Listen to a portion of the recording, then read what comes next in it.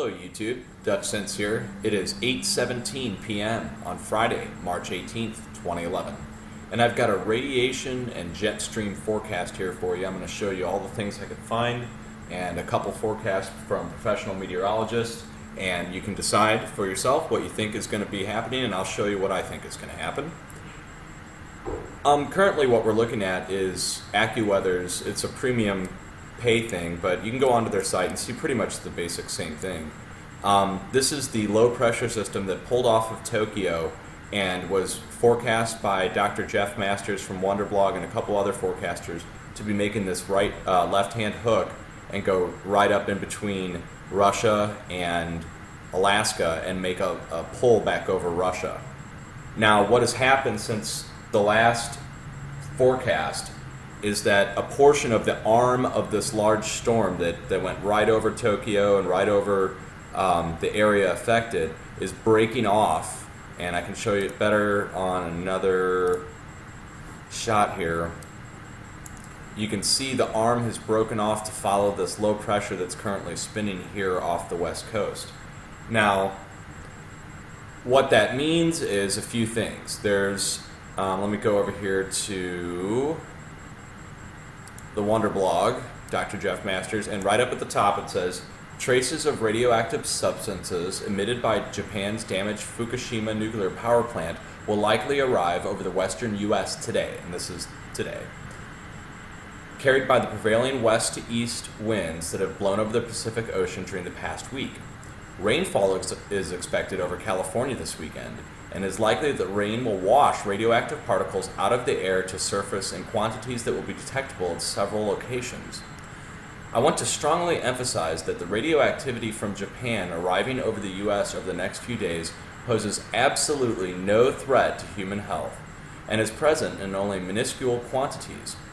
The radioactive plumes from Japan have had 7 days to dilute over a 5,000 plus mile journey, and have been subject to deposition in the ocean due to gravity and rainfall along the way. And snow, by the way, lots of snow. Natural radiation is present in our environment every day, and he's totally right. The ice cores are totally radiated. You don't know that, but they found that out.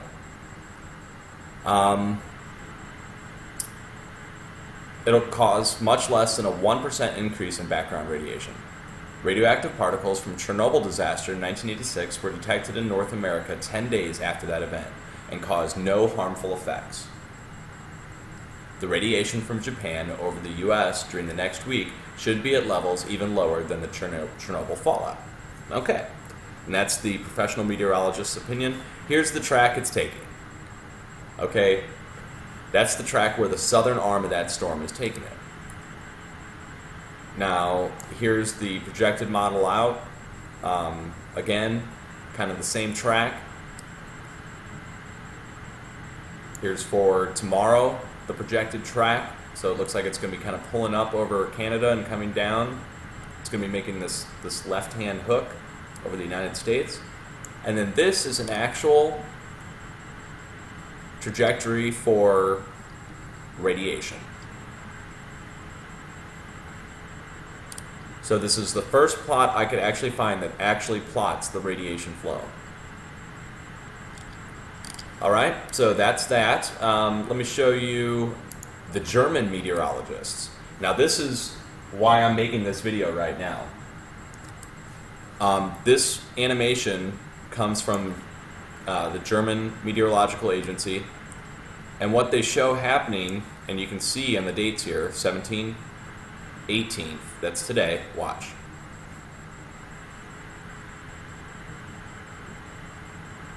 Okay, now let's go down to a bigger map so you can see what's actually going to happen here. You'll notice it start to pool up right here. See this? See this giant, all that is swirling back around, okay?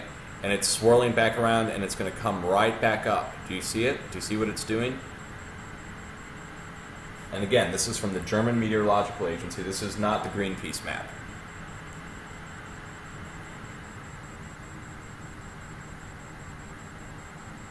Watch it one more time, because this takes it up to a current projection. There's no way to know where it's going to go once it does this final flip. You see where it's coming. It looks like it's going to come right back on the coast of Japan. But there's no way to know that for sure. It could miss it by just a little bit and then swirl back up. But the whole plume comes back this way almost, except for this little itty-bitty bit that they're talking about coming on the west coast. So I hope you guys can see that. I'm going to link these all down below, but I got a couple more things I want to show you. This is from the National Weather Service, and of course, this is the swirling low pressure system that's pulling back up over Russia. Okay? And you can see down here are the Philippines and the western trade winds. And to me, what it looks like is after it pulls off of Japan, it's pulling all this back up over with it. And this system is going to come back up over. And it may come back up over quick. It may not go all the way over Russia. It might make the switch over Siberia, come back down over China, and then come back over Japan again. That's what this big one looks like it's going to do. The way it's going now, it's going up and to the left, up and to the west, north and to the west. And then parts of this arm are going to flip off and go out into the Pacific. So let's take a look at the online Geiger counter reading really quick. And across the board, everything looks normal. And I just want to point out, if you zoom out on this map, you'll actually see there's actually one over here in Tokyo. And there was one that popped up here yesterday in China for a minute. Pretty cool. All right, so that's that. And let's go ahead and look at one more of these radiation sites.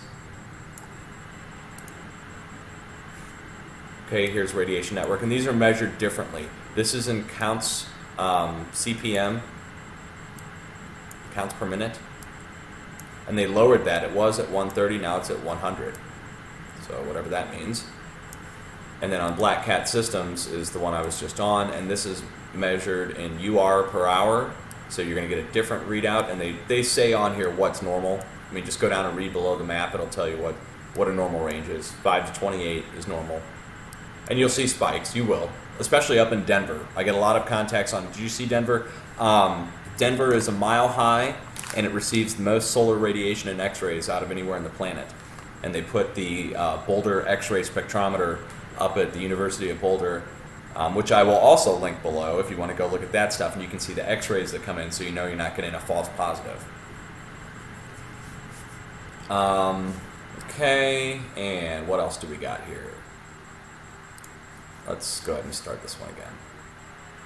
This is the Pacific Global, and here, yeah, okay, here's a great shot of it. You can see it's pulling off, and this big portion of the arm that went over the power plants.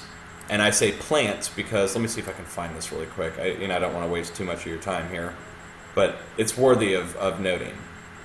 Somebody sent this to me. Let's see if I can find it. So many of these darn links from the Japan thing. Here it is.